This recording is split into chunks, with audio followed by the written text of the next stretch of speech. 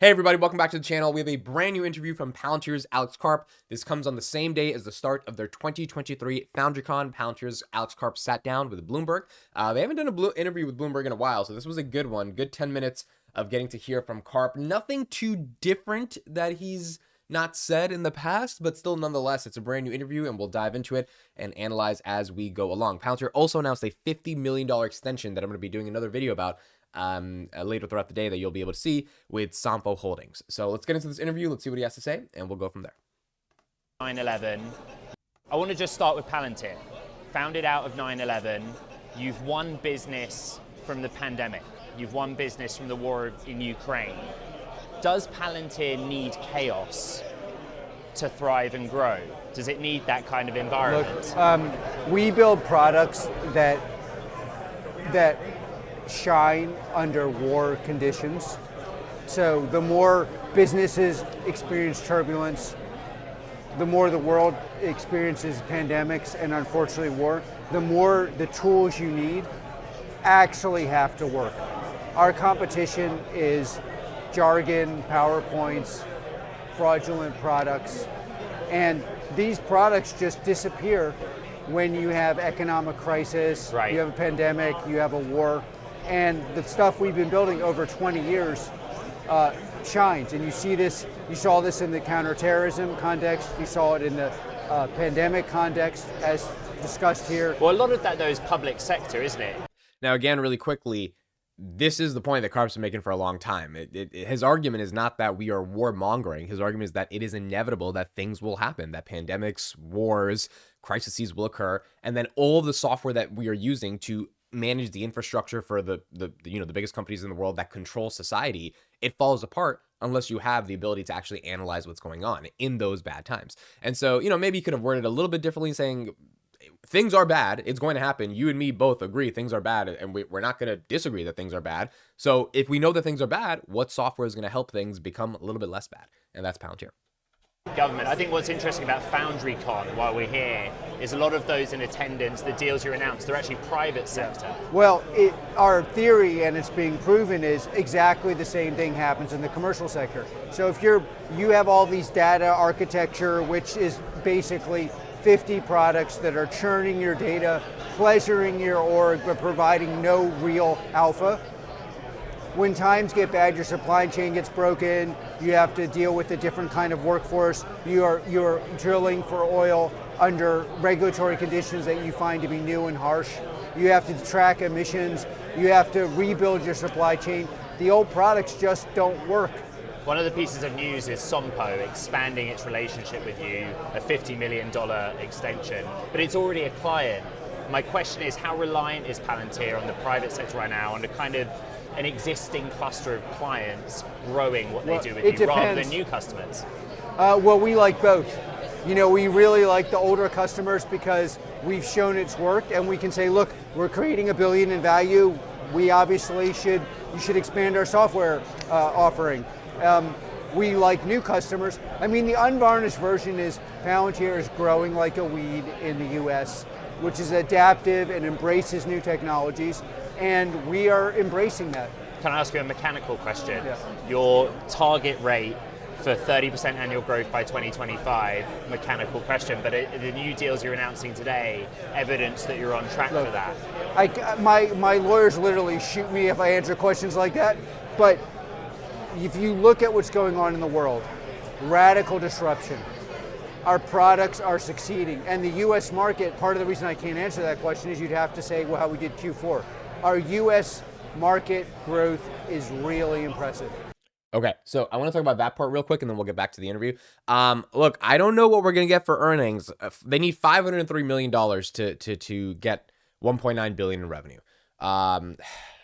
I don't know if they're going to get that. What I do know is that even if they miss on that, it seems like U.S. growth is impressive. And Karp later in the interview is going to talk about how U.S. growth is doing really well. So at the end of the day, 2025, can they average an annual CAGR of 30%, which in this year it doesn't seem like they're going to get 30%. So the next couple of years, they're going to have to get above that for it to average out. hopefully, but it seems like in the US it's working. And if they can figure it out in other places, and the reason it's working in the US is because we're more adaptive than the rest of the world, right? If something's a problem, we try to solve it. We have, the solution mentality in the United States. So that's what we embrace, and that's why Palantir is thriving here. If they can get this to the rest of the world, I mean, that's a big deal. So let's see. But it seems like Q4 US numbers, hopefully in commercial, will be good.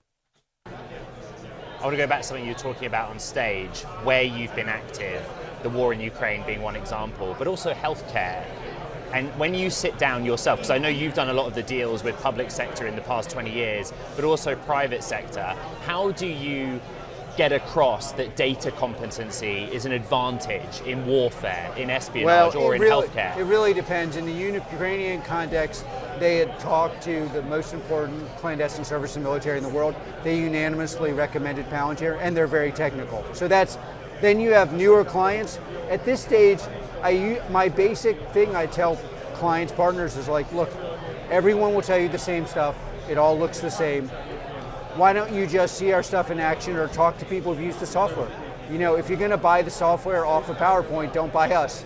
You want to talk to someone who's used our software, you'll buy us. I know you're proud of your engineering team. You lead engineering, right? But you've also done a lot on the sales side. I noticed that when you've grown the sales team, it's been more on the private sector focus. Is that strategy working for you? It's definitely working in the US. And elsewhere? And elsewhere, we're at the beginning. Look, we didn't have salespeople until a couple years ago, so a lot of this is figuring out how we can do this. I think we've kind of gotten pretty close to cracking the nut in the US, and then we have to expand it outside the US. You like what? And again, that makes sense. They didn't have a sales force a long time ago. They're trying to figure out how to do sales, and if they can effectively do it, we want to see that 60-70% S-curve of growth. That does rely on sales at some level because it's a B2B offering. And so if they can figure that out, that would be exciting. Working with the government, the US government. Well, I'm proud to work with the US government. But you don't sell to China or operate in China or with Chinese companies. Is that a sort of corporate patriotism, or is there no demand there for you?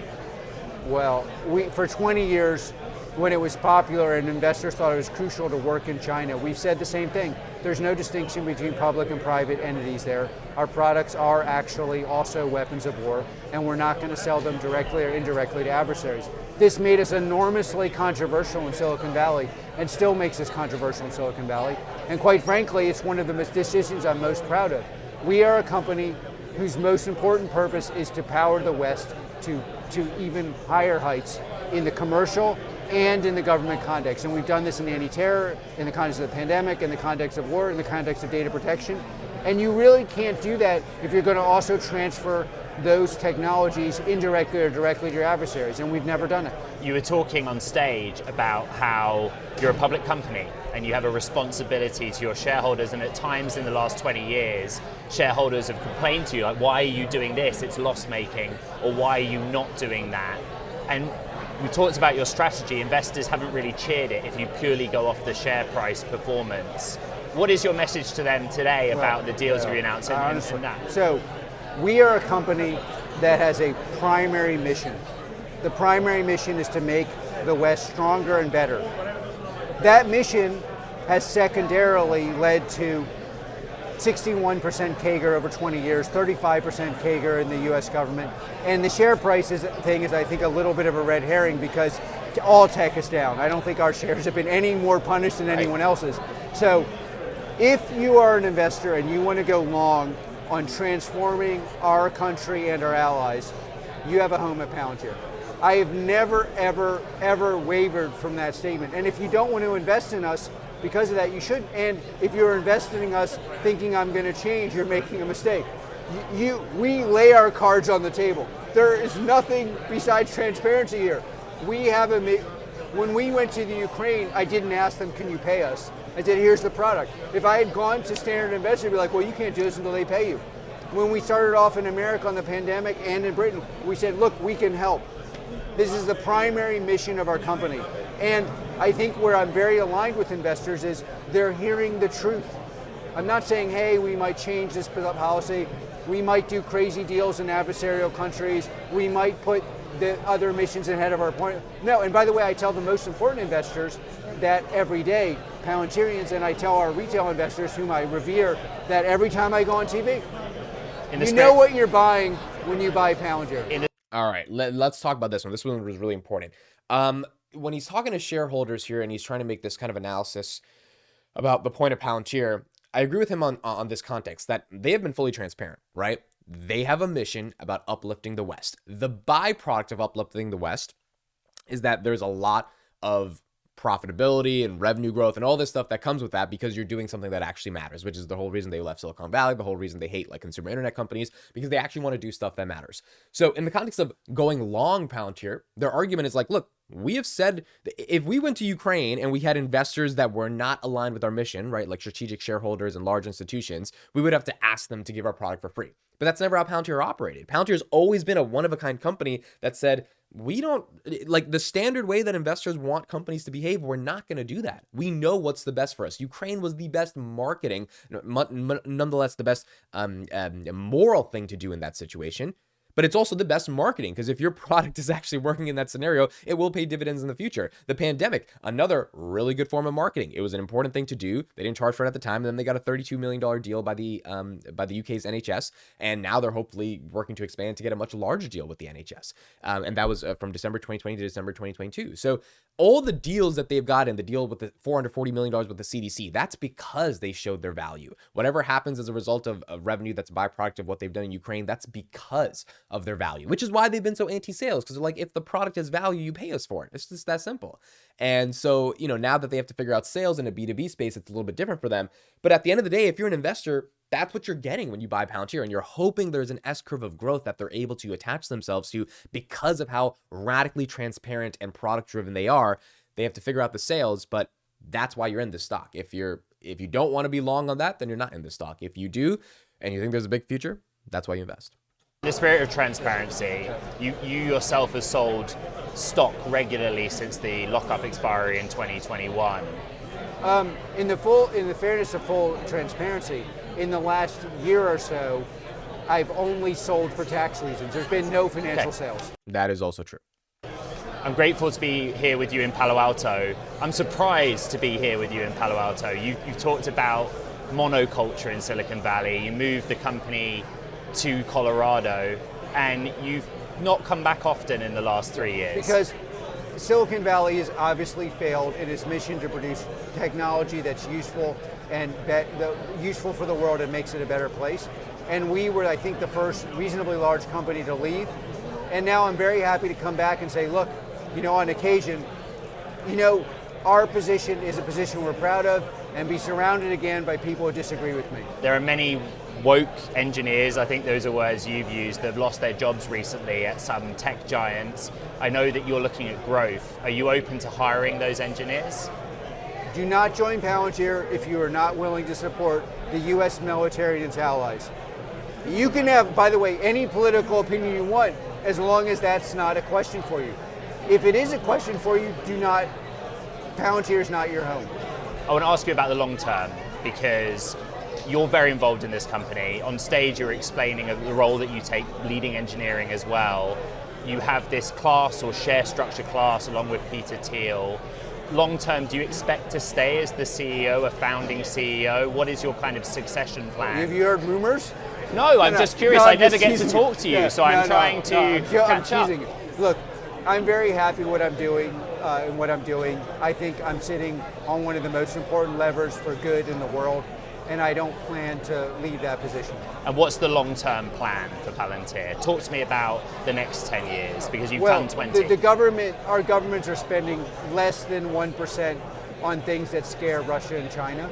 I want that to change to like 5%, and Palantir will obviously be a large portion of that. And then on the commercial side, look, making sure an industry that's dynamic wins is something we're passionate about. So we're going to grow and build and build. Over 20 years, we've built 4, arguably 5 of the most important software products in the world.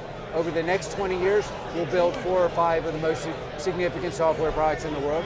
We're going to grow our presence all over. We're going to stay small and nimble, so we are hiring, but we're not like a body shop. We're just going to continue, keep our culture vibrant, build on our culture, build on our deployments, and show the world that, the West is strong.